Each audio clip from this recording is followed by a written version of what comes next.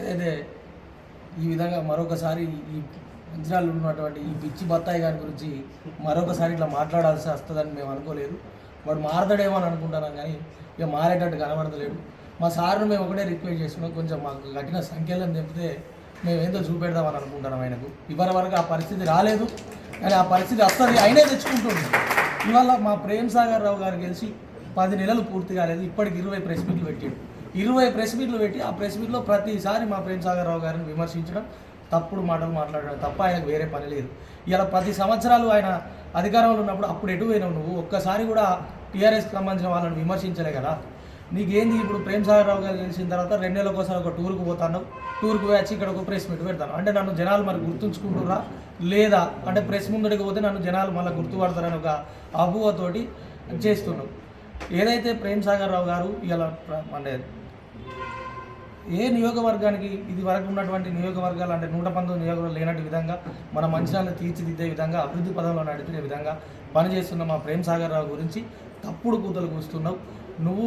నువ్వు అంటే ఏదైతే మా ప్రేమ్ సాగర్ రావు గారు ఇప్పుడు నువ్వు మాట్లాడినావు, హాస్పిటల్ లేదు, ఫ్లైఓవర్ లేవు, శాశ్వత డంప్ యార్డ్ లేదు, అక్కడ ఐబీలో అంత పెద్దది అంత ఎత్తున కూలగొట్టి అక్కడ హాస్పిటల్ నిర్మిస్తున్నావు, అది నీకు కనబడట్లేదా?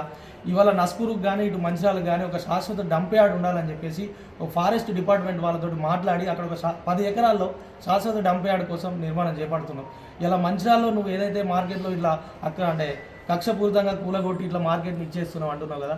ఇలా పక్క ప్రాంతాల నుంచి అంటే పక్క గ్రామాల నుంచి వచ్చే వాళ్ళు మంచిర్యాలకు ఎవరైతే వ్యాపారం కోసం వస్తున్నారో వాళ్ళ అవసరాల కోసం వస్తున్నారు, ప్రశాంతంగా ఇవాళ అక్కడ వాళ్ళ యొక్క పనులు చేసుకొని ప్రశాంతంగా వెళ్తున్నారు. గతంలో అట్లాంటి పరిస్థితి లేదు. ఒక 2 వీలర్ నుంచి వచ్చే మనిషి అతను బండి ఎక్కడ పార్క్ చేయాలని చెప్పేసి చాలా ఇబ్బందులు పడేది. అలాంటి పరిస్థితి నుంచి ఇలా విశాలమైన ఒక అంటే రోడ్లను ఏర్పాటు చేస్తే దానివల్ల ఎక్కడ ప్రజల్లోకి ఇలా ప్రజలందరూ కూడా ఇంత మంచిగా అవుతుంది మంచిర్యాలని చెప్పేసి వాళ్ళ ఎప్పుడు కూడా అనుకోలేదు. అట్లాంటి మాటలు నువ్వు విని ఓర్వలేక నీ కళ్ళు మూసుకుపోయి పిచ్చి పిచ్చి కూతలు మాట్లాడుతున్నావు. ఆయన అంటాడు కదా ప్రేమ్ సాగర్ రావు ఇంజనీర్ అన్నాడు. అవును, మా సార్ ఇంజనీర్ తోటి మాట్లాడినప్పుడు ఇంజనీర్ లెక్కనే మాట్లాడతాడు, ఒక కార్మికునితో మాట్లాడినప్పుడు ఒక కార్మికుని లెక్కనే మాట్లాడతాడు, ఒక కూలి వాడితో మాట్లాడినప్పుడు అట్లనే మాట్లాడతాడు. అవును, మా సార్ ఇంజనీరే మేము చెప్తానంగా. అంతేగాని నువ్వు కదా ఏదో గంగెద్దులో వేషం వేసుకొని ఆ మార్కెట్ రోడ్ల పొండి తిరిగి ఇష్టం వచ్చినట్టు మాట్లాడి ప్రజల్ని అక్కడ ఉన్న వ్యాపారస్తులను తప్పుదో పట్టించే అట్లాంటి పని మా సార్ చేయడు. ఏదో ఇంట్లో కూర్చొని మేము పరిపాలన చేయలేదు, ఖచ్చితంగా ప్రజల్లోకి వెళ్తున్నాడు మా సార్.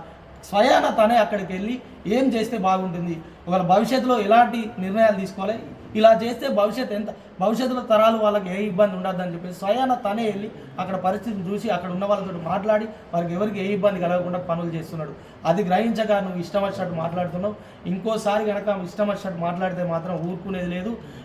నువ్వు అంటున్నావు కదా స్థానిక ఎన్నికలు వస్తున్నాయి, ఖచ్చితంగా మున్సిపల్లో మేమే కూర్చున్నామండి. అరే పిచ్చి బత్తాయి రఘునాథ్, నీకు చెప్తున్నాం, నీ అనుకున్న బత్తాయి గాళ్ళకి చెప్తున్నాం, చలో చూసుకుందాం, మేము సిద్ధంగా ఉన్నాం. ఖచ్చితంగా స్థానిక ఎన్నికల్లో కనుక నీకు ఒక్క సీటు కూడా రాదు. ప్రజలు ఎవ్వరు కూడా నిన్ను కానీ నీ బత్తాయి గాళ్ళని ఎవరిని కూడా గెలిపించడానికి సిద్ధంగా లేరు. ఖచ్చితంగా ప్రేమ్ సాగర్ రావు గారి మీద కాంగ్రెస్ పార్టీ నాయకుల మీద పూర్తి విశ్వాసం ఉంది. ఇవాళ నువ్వు అంటున్నావు కదా కాంగ్రెస్ నాయకులు వాళ్ళు అక్రమ కట్టడాలు కట్టిరని. అవును, నీ దగ్గర అక్రమ కట్టడాలు కట్టినట్టు ఏమైనా ఆధారాలు ఉంటే ఇక్కడ చట్టం ఉంది, న్యాయం ఉంది, కలెక్టర్ ఉన్నాడు, వాళ్ళందరికీ ఫిర్యాదు చేయి. ఇలా ఎక్కడైతే నస్పూర్లో అక్రమ కట్టడాలు ఎవరైతే కట్టిరో మొట్టమొదటిగా మా కాంగ్రెస్ వాళ్ళకి సంబంధించిన కట్టడాలను మాకు కూల్చినాం.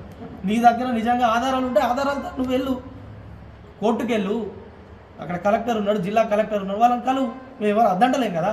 నువ్వు అనవసరంగా అంటే ప్రేమ్ సాగర్ రావు గారి మీద బురద జల్లే ప్రయత్నం చేస్తున్నావు. ఇది మంచి పద్ధతి కాదని చెప్పేసి తెలియజేస్తూ ఇంకోసారి కనుక మా ప్రేమ్ సాగర్ రావు గారి గురించి తప్పుడు మాటలు మాట్లాడితే మాత్రం ఈసారి నోటికి పని కాదు చేతులకు పని చెప్పాల్సిన పరిస్థితి జాగ్రత్త అని చెప్పేసి ఈ సందర్భంగా హెచ్చరిస్తున్నాం.